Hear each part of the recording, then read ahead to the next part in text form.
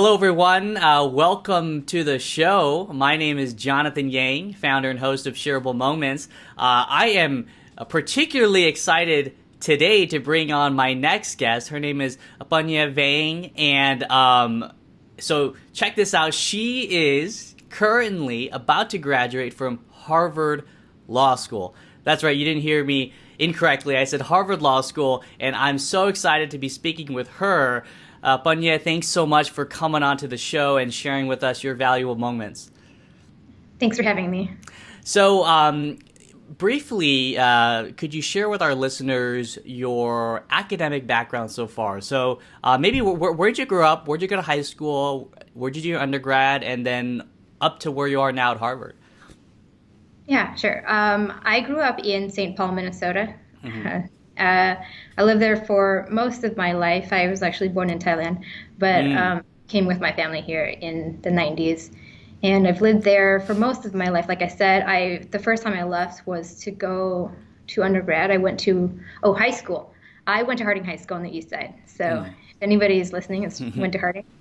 I went to Stanford for undergrad in California. I had a really great time there. I majored in public policy, and then after I graduated, I worked for a couple years for the Department of Human Services in Minnesota. And then after that, I thought about grad school for a while, and then I applied and decided to go to law school. Wow. And I'm at Harvard right now. Wow. Okay. So there's a lot of stuff there. And first of all, you said Stanford. Okay. Now that is fascinating in and of itself already. First of all, I know a handful of Hmong alum from Stanford, but obviously someone who's been there. Could you, first of all, share with us, for the people in the Hmong community, are there a lot? Well, I guess a lot is kind of a vague word, but in your opinion, were there a good amount of Hmong students at Stanford when you were there? And I don't know if you know of any active students right now, but when you were there, how many Hmong students were there? So my first year, there were about 8 of us. Mm-hmm. 3 had graduated, I think, in the year prior to the year I got there. But the next year, the following year, we got about 8 new Hmong students, and so there were I think around 16 of us, and more as the years passed. But it's been growing. I'm not sure about the presence now. I think it's still a pretty large group. That's really awesome. Do you that must have been a pretty kind of close knit group, I can imagine, because you have is it an HSU at Stanford or? Yes. So was everyone? I assume everyone was kind of a part of that, and must have been a very nice community. I think most people were a part of it. I think some were looser members, as in they would come to certain things, but not be as involved as others, which is great way to be involved anyway, even if you can't make it to all the meetings. And I think the community is more close-knit now because it's been the year that I got there was the second year we had HSU. Oh, wow. It was founded the year before I got there. So it wasn't a very formal group yet. And I think now it's a more formal group, not formal as in a lot of procedures, but it's just, it's bigger, has more established things that they're doing. And I visited last year, and they seemed very close-knit. So that's so cool. Now, I normally don't go into college admissions with my guests, but I really am just personally fascinated about your journey to Stanford first, and then I want to talk about your journey to Harvard. And so, what was that like for you? In high school, going to Stanford? Because first of all, just generally, not a lot of people go to Stanford, let alone Hmong students. And so where did that come about in your high school career? Was there a prompting to, choose Stanford? Was there an influence, or what directed you in that particular direction? So I actually hadn't heard of Stanford before. I think it was in my junior year of high school. One of our career counselors put on a panel, not a panel, it was a Stanford admissions counselor had come to the school, and they're talking about Stanford. So I went to the talk, and they were telling me about Stanford, not just me personally, but a large group of people. And I had heard really great things. So the next year, when I was applying for colleges, I decided to apply to Stanford, Hmm. partly because of that, partly because I'd done more research by then, and found it was a really good school. Hmm. Um, let's see, I don't know, it's been a while, but I think Stanford's application probably was the hardest of all the applications I'm I did sure. that year. Hmm. It was not hard as in like it was difficult. It's mostly like a lot of work. They had a lot of questions, a lot of like short answer questions, and then like long essay questions. Hmm. Uh, is there anything specific about the process that you're curious Yeah, about? I'm curious because I want to give our listeners kind of a glimpse of specifically, what it's like to be Hmong, in that process. Because, like I said, in the general public, I mean, that alone is sort of a valuable insight. But being Hmong going to Stanford is, I think, doubly valuable, right? And for our listeners out there, specifically high school students or college students, I wonder if you have any insights in that process. Like, was being Hmong something that you highlighted as a applicant, or did any of that play a role in your application process? I think it probably did. I don't remember most of my Hmm. application. I only remember my personal statement, Hmm. which I wrote about my dad. Hmm. And I wrote about like how highly he values education and how, Hmm. he instilled that value in me and about being at college. And Hmm. so I think that was a little bit of it. And it might have been, I mean, I don't think I specifically called out that I was Hmong. I think it was part of the application. It says like ethnicity, and then Hmm. you're able to check it. Right. Um, but other than that, I don't think I specifically called it out as, oh yeah, I'm Hmong. I think it mostly talked about education. Okay, interesting. Well, that's good to know. Okay, so I want to spend a little bit of time about talking about your time at Stanford when you came in as a freshman. I know you said you left with a degree in public policy, but as a freshman at Stanford, was public policy, law school, was that on your mind? Or tell us about yourself when you were a freshman. Yeah, actually, when I was a freshman, I thought I was going to be a chemist. Okay. I had taken a lot of chemistry classes in high Mm-hmm. school, and I really enjoyed it. So going to Stanford, I was thinking, I'm going to be a chemist. I'm going Mm-hmm. to go and work in a lab somewhere and Mm-hmm. invent really great things to help Mm-hmm. people. And when I got there, I took a few classes. I took two chemistry classes, and Mm-hmm. I didn't really enjoy them as much as I remembered enjoying Mm-hmm. them in high school.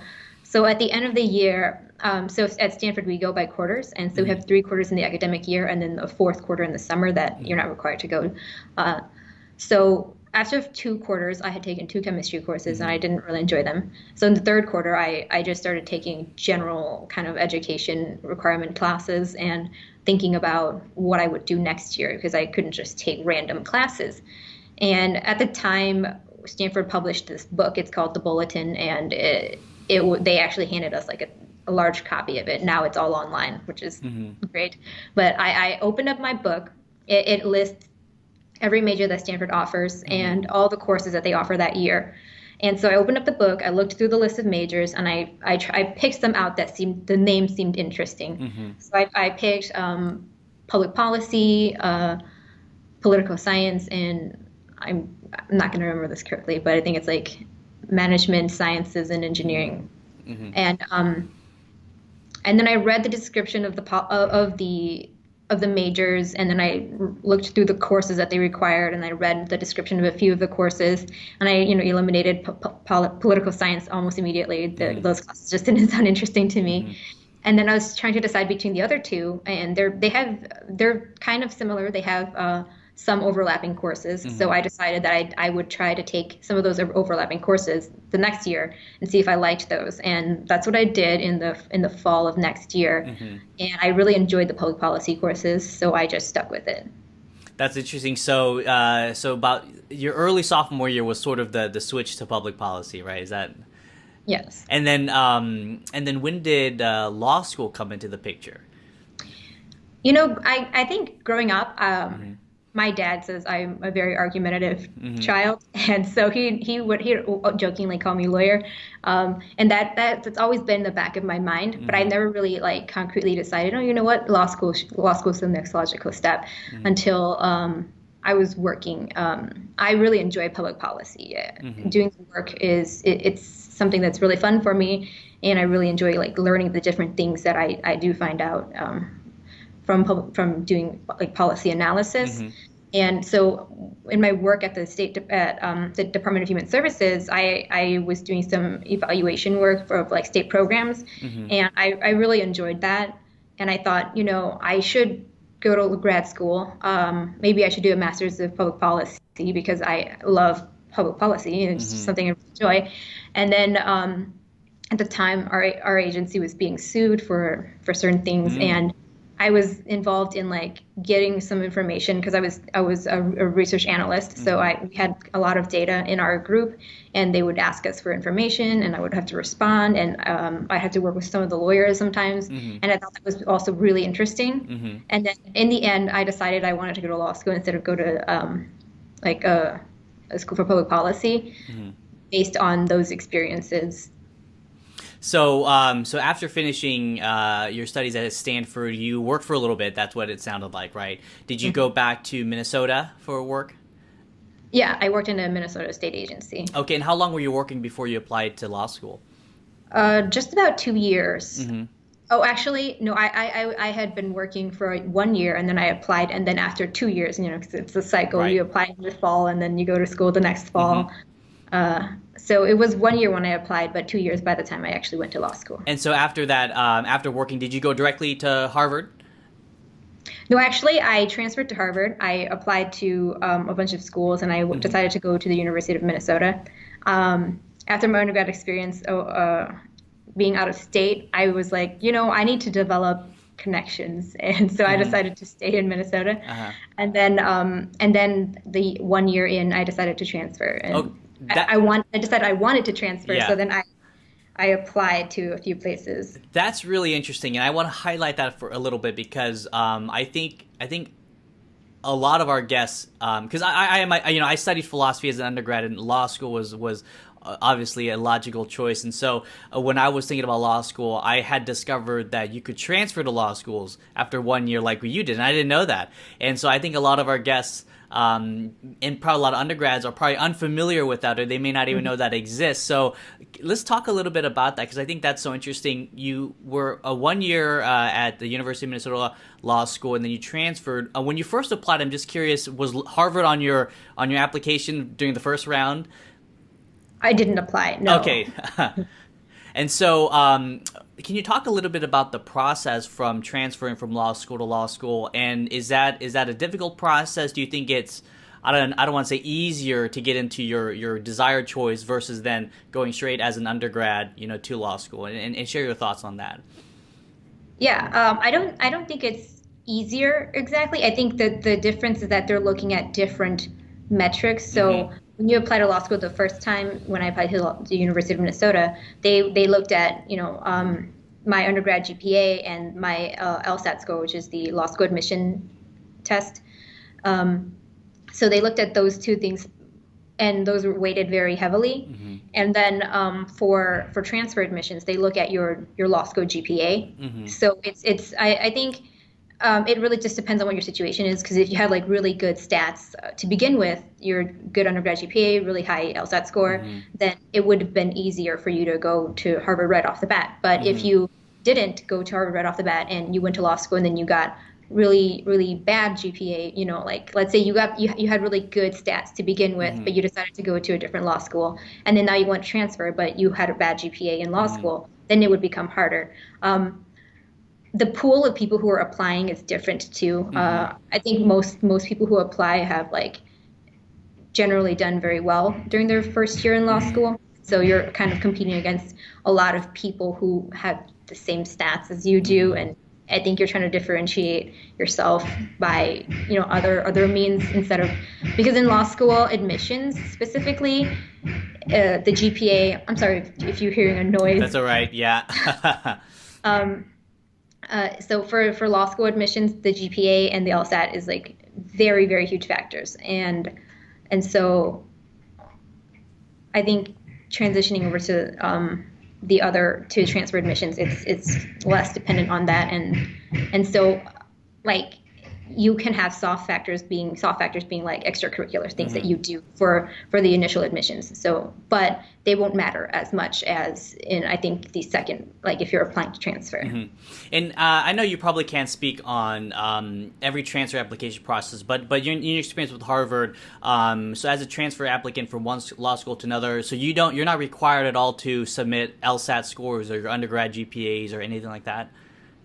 You do have to submit Oh, you those, do. Okay. but yeah, but I think the statistics that they generally report for the transfer class, because the ABA does require them to report something, they just report their law school GPA, and so that's like what they focus on mostly. Okay. I'll wait 1 second. Yeah. All right. So for okay, so that's really hopeful. So if there's an undergrad right now and they, let's say they're about to get into like a tier 2 law school or something like that, right? And but that's not really their number one choice, so they still have an option if they want to transfer to a higher ranked school, so long as they do really well their first year. Yeah, I think that's true. I wouldn't suggest going to law school with the idea of transferring in Okay, mind because good thought. Yeah. very few people actually do transfer. Like my class, it might have sounded large because there were 50 of us in the transfer class at Harvard this year, but that's like probably 50 out of like thousands of applications. So it's still going to be hard, and the problem with like going to law school with that in mind is that in law school they grade you on a curve, and so they grade you against other students, and you're like competing with other students for the better grades. And so you might think, oh, I'm fairly intelligent. I think I can, get good grades in law school, but that's like you might on baseline be intelligent, but there might be other people who are just much, much more tuned with how you have to think in law. And so then they will do much better, And so it's hard to kind of figure out where you will end up before going to law school in terms of your GPA. So then like going to law school thinking, oh, I think I'm going to transfer. Like when I went to the University of Minnesota, I was like excited and I was very happy to be there. I still love that. I still love the school. I still have a lot of friends there, and I would have been very happy to graduate from there. But if you're going to law school thinking, I'm going to go here for a year and then I'm going to transfer, it's like you have to consider whether or not you're going to have the GPA to transfer. Because I mean, I wasn't even sure I would do well in law school. I see. So that's interesting. So for our listeners out there who have the mindset of, oh, I didn't get into my top choice, so maybe I'll go into the local law school and then try to transfer. You're saying number one, don't think like that, because you don't know the pool of applicants that you'll be competing with, because they may be super smart. So don't assume that you'll do well, and then that's not always guaranteed. And so it leads me to my next question. I'm curious. Why did you transfer then in your particular instances? What motivated you to want to transfer, given what you said? Part of it is because, so after going to 1 year of law school, I kind of liked a specific area of law, and I talked to one of my professors, and he said, we don't do that kind of law in Minnesota. You'd have to go out to like Washington, D.C., where they do that kind of law. And I was like thinking, I looked at the statistics. Minnesota, the law school doesn't have a lot of graduates who go out of state. Most stay in state. And that might just be like self-selection, but it could also be just, placement. Like the school just doesn't place well outside of Minnesota. Like in Minnesota, the school has a lot of cachet. It's like it's the best school in Minnesota. So graduating from there is really a really good thing. But outside of Minnesota, it just doesn't have as much weight. So then I thought, if I want to be able to be on like the East Coast or do something outside of Minnesota, then I should have a degree that's more portable, more recognized in outside of the area where it is. That was part of the reason, and the other part is my boyfriend, who is also a law student. He goes to school on the East Coast, and that's the first year. It was kind of difficult to do long distance. So then I decided to come out here instead of having him transfer to Minnesota. I see. So that latter reason is not something you would advise all people to, because they may not be in that circumstance, right? But definitely the first one is interesting. So you said there's a particular area of law that you wanted to potentially practice in, but your current law school didn't have it, and so that sort of prompted you to look at other schools. It wasn't my law school that didn't have it. It was that the legal just legal practice in Minnesota. I see. It's I not, see. not very prominent I or see. they don't do it very Right, often. because your thinking is, if I graduate from University of Minnesota Law, I'm most likely going to stay here in Minnesota, right? That looks like the Mhm. trajectory, and so the area of law I want to practice in doesn't look like it's going to fit with kind of where I'm going right now. Mhm. And if you don't mind sharing, what is that area of law that prompted you to think elsewhere? So I was interested in antitrust law, Mm. which is the law regarding it's like competition laws, so laws against like monopolies and price setting and that kind of thing. Um, and that's usually enforced by the Department of Justice, Mm-hmm. which is housed in DC. And so a lot of the antitrust business is mostly concentrated in Mm. DC and New York. And so I was like, if I want to do anything related to that, I'd have to be out there anyway. So decided transferring would be a good idea. Great. So let me talk a little bit about, or ask you about your time at Harvard so far. So you are at the tail end of your time at Harvard. Is that correct? You'll be graduating soon.